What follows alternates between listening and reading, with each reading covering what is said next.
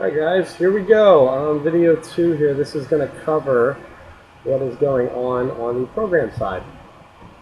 Essentially what you got here is you see a general layout. Tried to make it very basic. As you can see, you can navigate very easily through the simple Windows program if you're an intermediate programmer and kind of identify what things are doing. These are some of the modules that I built. As you can see, these modules basically allow me to condense the program. For instance, a touch panel module is pretty much it. It's pretty much all that's involved there.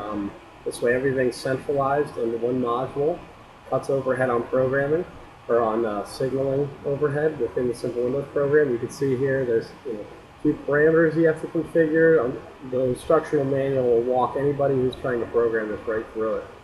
But it allowed me to modularize things and keep things very simple as far as navigating through the simple Windows program and adding and removing. So for instance, if you want to add a touch panel here, you just copy and paste and change do a find and replace on the signals. In a couple of seconds, you're done. You can see keypad modules here for any keypads we have sitting in the room or on the walls, whatever the case is.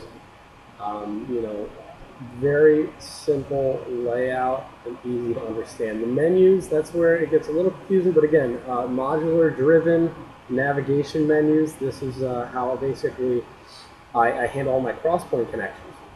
So if you will, this is my crosspoint manager condensed into an intermediate layout that allows any simple programmer to understand, not necessarily need to understand crosspoint routing, but understand just in my instructional manual how to attach certain signals to allow for different devices to be crosspoint connected.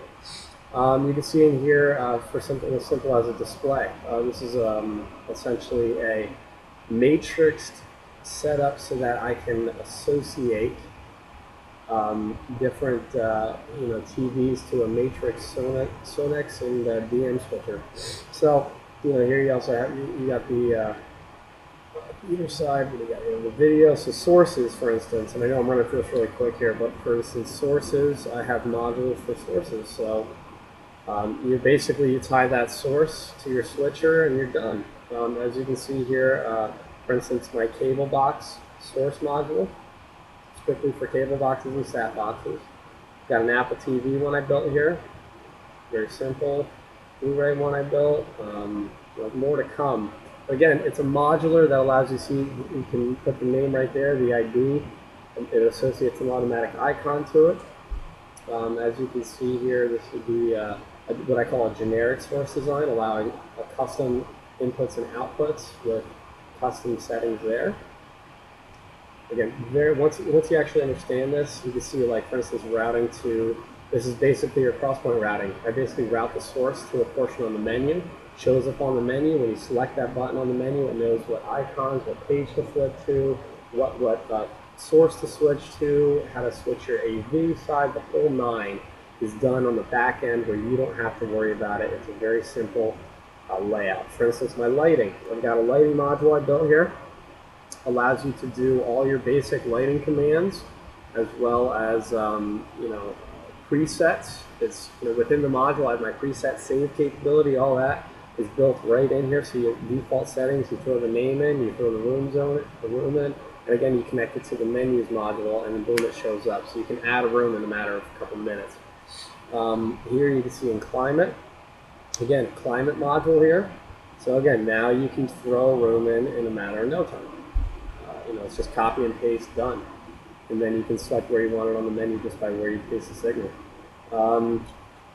You can see here my shading modules, those need more work, but again, same idea at the end of the day. You can see in here, you can throw the name in there, the windows, the shade labels, the whole nine. Very basic. One thing I didn't get to was showing you the power menu. In here you can see I've got sleep timer set, so depending on what room you're in, you can set a sleep timer, you can turn it all off.